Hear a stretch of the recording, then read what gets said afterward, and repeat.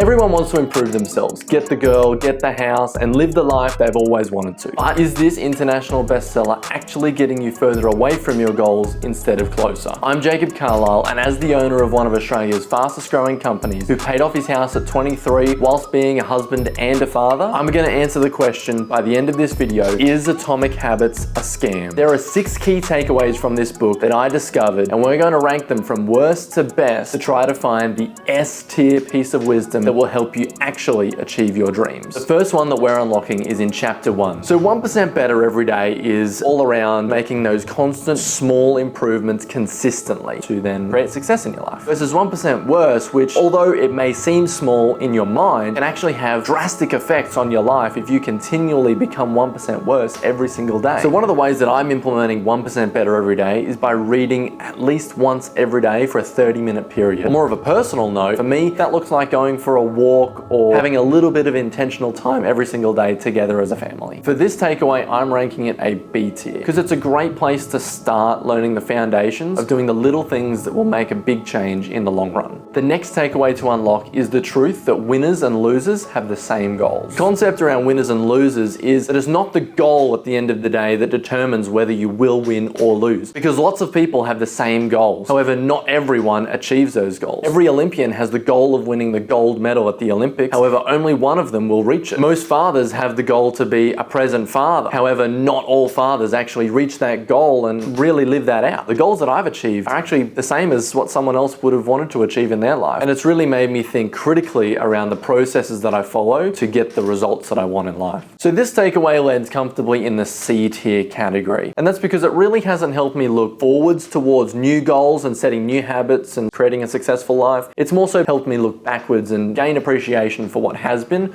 not for what will be. So we still haven't discovered our S-tier strategy, but let's see if we have any luck in takeaway 3, which is to focus not on what you want to achieve, but who you want to become. The mistake that a lot of people make when they first discover self-development or want to really better themselves is that they focus on the things, they focus on the stuff, the materialistic goals. By changing who you are as a person, changing your identity and what you stand for and the values that you exhibit every single day can make profound changes in your life. I've found when you focus on who you want to be and those personal development goals, the stuff comes because you're being a better person, you're being more disciplined, you're being more focused. I know in my life when I focused on being a better boss and being more accountable and being more strategically minded, that all the good stuff came. They will work better and that will generate more profits, and that will then eventually result in more resources and more money that you can reinvest into the business or reinvest into your life. This was a great realization for me. So we've got our first A-tier piece of wisdom. Now we're going to get a bit controversial here and talk about the 4 laws of behavior change. And I have some thoughts. So the 4 laws are Q, make it obvious;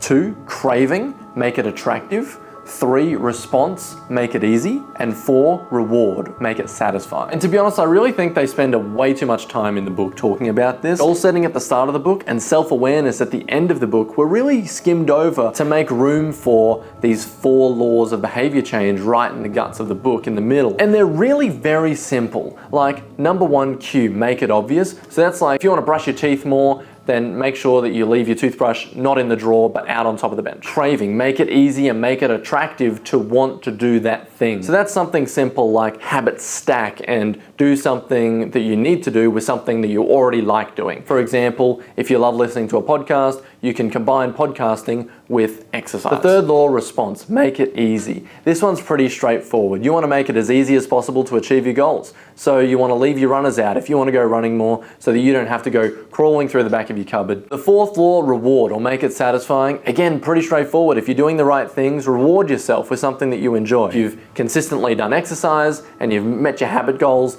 then you buy yourself some new activewear. This is the cornerstone of the entire book. And I can see why a lot of people laser focus on this as the only thing that you actually read and need to remember. But in my experience, this takeaway is going to rest comfortably in the B tier category. So does Atomic Habits actually have any S tier information that'll really help you achieve your goals? Let's find out in takeaway 5, the boiled egg analogy. This one is such a great analogy that I'm going to read it directly from the book myself. Boiling water will soften a potato but harden an egg. You can't control whether you're a potato or an egg, but you can decide to play a game where it's better to be hard or soft. If you can find a more favorable environment, you can transform the situation from one where the odds are against you to one where they are in your favor.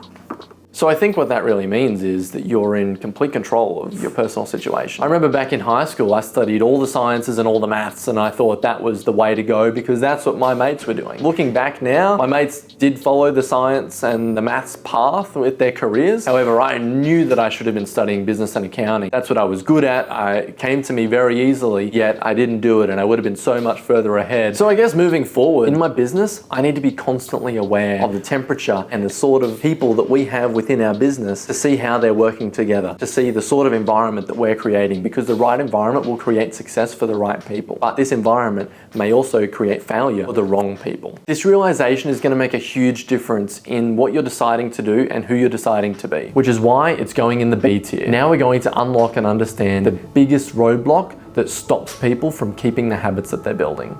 Boredom. The way that Atomic Habits phrases it is all around the fact that you're not going to seek novelty in your habits after a certain period of time. And I've found that personally in my life. Tracking your bank account and your cash every single day is not super exciting, especially when it's not going your way. The risk that a lot of people run into is eliminating all their progress and all their habits and all that compounding interest to date, just to seek some novelty. Life and success, I've found, is about doing the boring stuff. It's not about the flash, exciting, exhilarating work. It's about doing the boring but really important work consistently. While it's a great mindset shift for people who are realizing that boredom is kicking in, the book doesn't go into enough detail about how to actually overcome boredom and keep doing the things that help you succeed in the long term. That's why I'm placing it in the C tier. If you're running into boredom, something that I find really useful is turning it into a game. If you're exercising, sign up for Strava and it'll reward you as you go along with every single run that you do. So is Atomic Habits a scam? Well, not so fast, because there is one final secret piece of wisdom that might just make Atomic Habits worth the read. The power of never stopping. The secret to getting results that last is to never stop making improvements. It's remarkable what you can build if you just don't stop. It's remarkable the business you can build if you don't stop working. It's remarkable the body you can build if you don't stop training. It's remarkable the knowledge you can build if you don't stop learning. It's remarkable the fortune you can build if you don't stop saving. It's remarkable the friendships you can build if you don't stop caring. Small habits don't add up, they compound. That is by far my favorite part of Atomic Habits. And it really comes back to what Atomic Habits is all about. Once you've set the habit, it should be just like clockwork. You should continue to do it. This isn't a habit-setting book for a season of life. This is a habit-setting book for your entire life. So looking forward, long term, I'm thinking about the person that I want to be. I'm thinking about the husband that I should be and the father that I should be for my wife and for my daughter. On the business side of things, I'm never going to stop trying to be a better boss. So I'm never going to stop those little check-ins, those little, hey, how's your day going? It's all the little things that compound over time. And that right there is the S-tier piece of wisdom that ties everything together for Atomic Habits. Ultimately, I think this book is a success for a reason. It speaks to everyone, regardless of the path that you're on. Now, I can't promise that Atomic Habits is going to help you pay off your house or be the director of a big company or get the girl of your dreams. But reading Atomic Habits does have a direct correlation between you and getting the life that you want.